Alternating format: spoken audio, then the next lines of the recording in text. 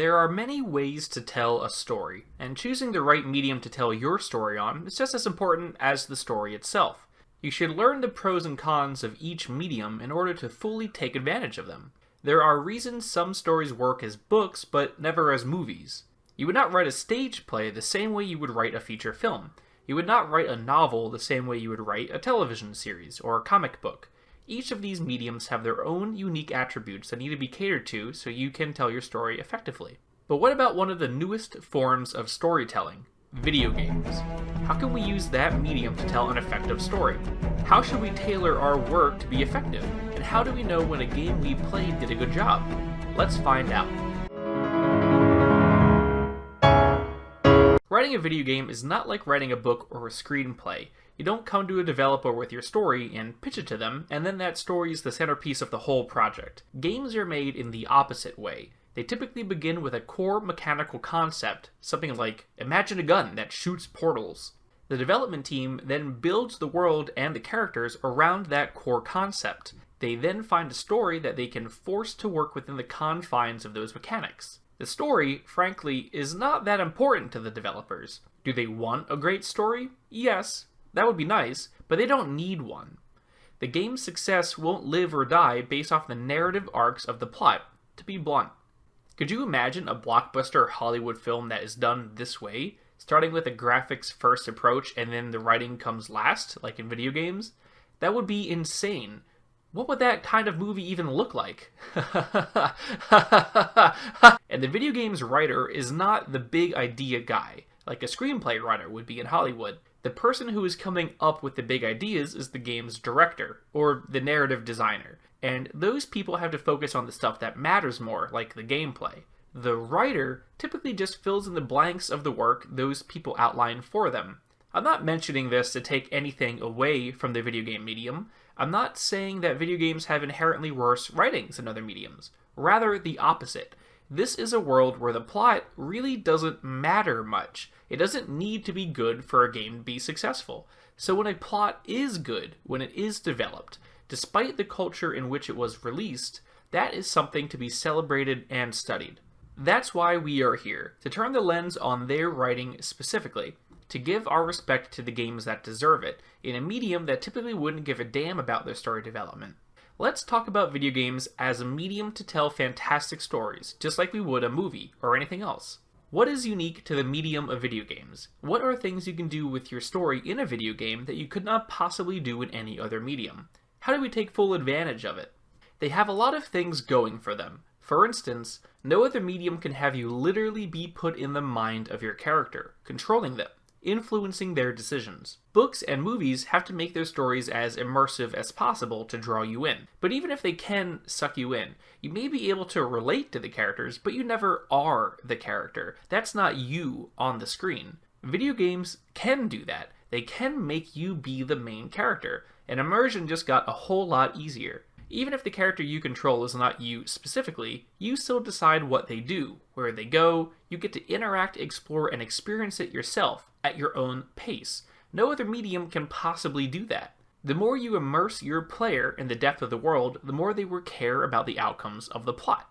And that can make the writing of the game so much more effective and impactful. A good game will take advantage of this. It will reward the player who digs deeper and finds secrets they suspect other players may have missed. And that's not even really getting into the narrative, but little details hidden in the world for players to find adds to the immersion that makes players care more about the world of the game, care more about the stakes. The outcomes of events matter more to the player when they are sucked into the world.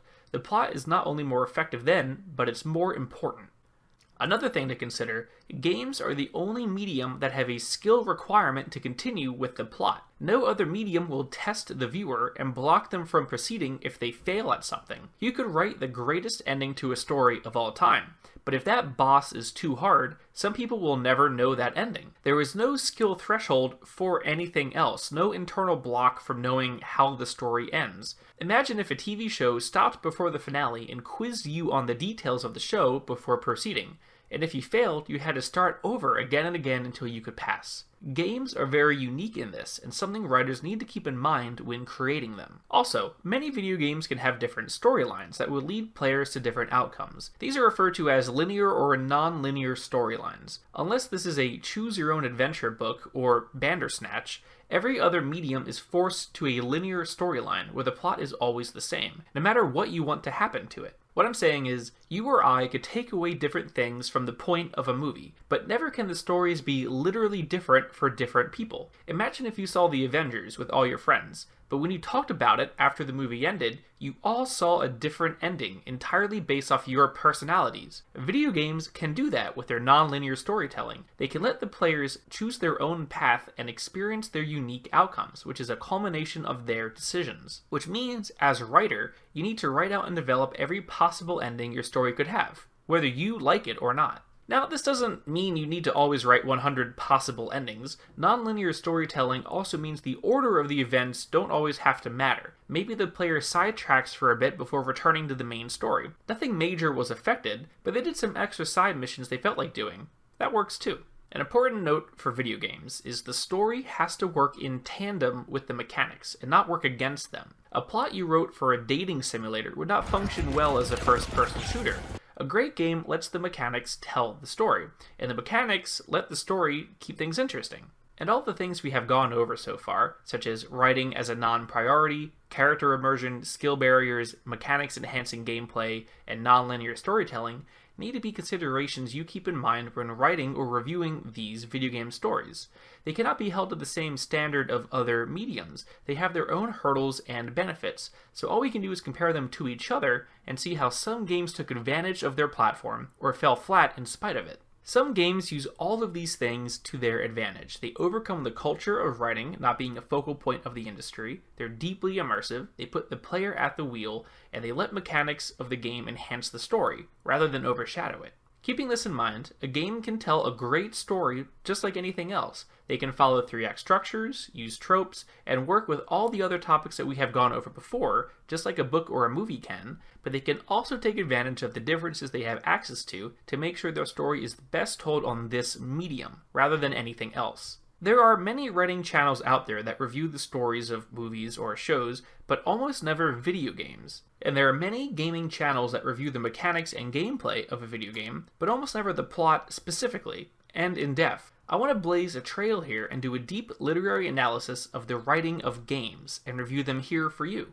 Whenever I review a game, I look at the same narrative critiques that I would use for other mediums, but I always ask myself, was this a story that was best implemented in the form of a video game, or should this have been told another way, or maybe not at all? I want to shed a light on what games excel with powerful and skillful writing, and what other games could do to improve. And before I can review a game, I have to play it. So please join me as I play games in real time. Follow me on Twitch under Pen and Sword Gaming, where I will play all the games live that I want to review there first, before I write the episode. This is a casual setting where I can kick back and play the games with you guys as I prepare for the reviews that will come later on this channel. I hope to see you there. I will add highlights of my gameplays to this channel too, if you want to enjoy here on YouTube, as well for those who are interested. If you don't care for watching Let's Plays, no worries. The review episodes, along with regular writing episodes, will still be coming out. I want to be able to spend more time doing this, and release more regular content for you.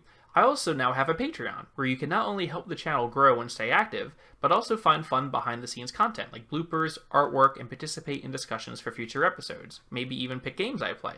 Come check it out. It's my dream to keep making content just like this for you, so make sure you like and subscribe, because, just like always, writing belongs to everyone. So that's the, there's like, it gives your sword like a shockwave, I think it's called, is like shockwave. And I rely on that. My whole bit is keeping distant from everyone, in real life and in the game. Keep your distance. Don't get close to anyone. Close those doors, and attack people with their long-range weapons. That's my motto. Are we almost done here? Oh, come on. Cannot hack! Cannot hack! They have Norton antivirus.